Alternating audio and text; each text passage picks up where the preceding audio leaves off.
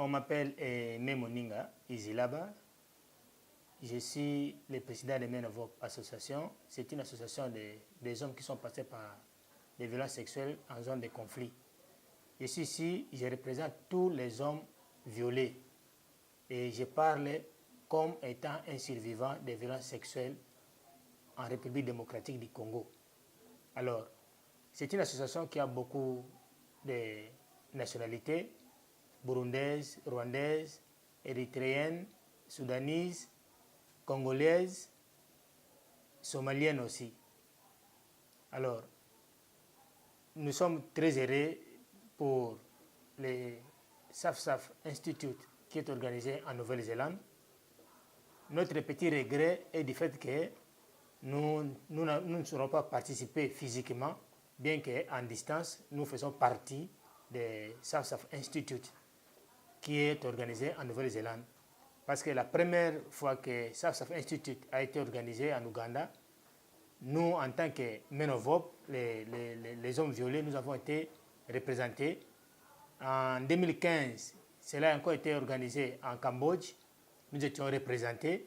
Et voilà que la troisième fois que SAF-SAF Institute est organisé à Nouvelle-Zélande, malheureusement, l'immigration ne nous a pas donné l'accès. Malgré cela, nous prenons notre courage parce que nous avons le souci de faire passer ce monde, de laisser cet appel au monde entier dans les domaines différents par rapport à cet acte qui est un fléau, qui va bientôt détruire le monde, qui va bientôt détruire les foyers, qui va bientôt détruire les hommes. Parce qu'il y a une mauvaise conception sur la masculinité des hommes. Les gens pensent que quand on est un homme, on est fort. Mais actuellement, l'homme et la femme sont égaux. On viole les femmes, on viole aussi les hommes. Les causes sont différentes, bien sûr, mais l'objectif est le même. C'est pourquoi nous lançons cet appel au monde entier, aux journalistes, aux donateurs, des bailleurs de fonds, aux médias.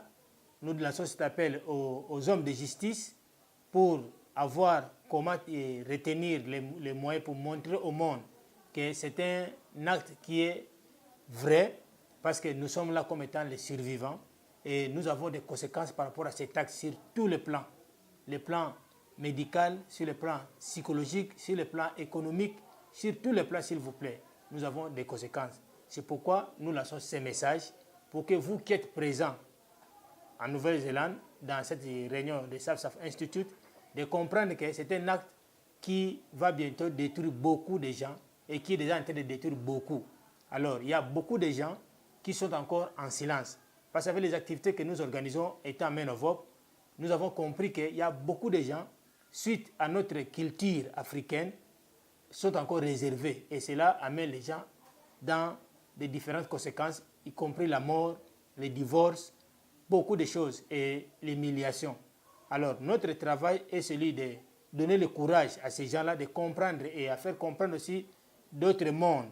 Par exemple, les chefs du quartier, les différentes communautés, les leaders religieux, qu'ils comprennent qu'un croyant peut être là, mais il a encore notre problème qui ne s'est pas partagé par rapport à la culture.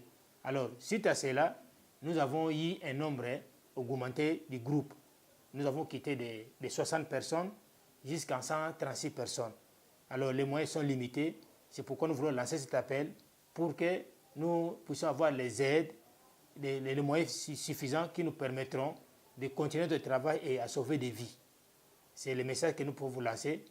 Nous remercions les organisateurs de SAF-SAF Institute, spécialement M. Ken et les autres, et vous qui êtes présents, vous qui avez répondu favorablement pour chercher des solutions à notre problème.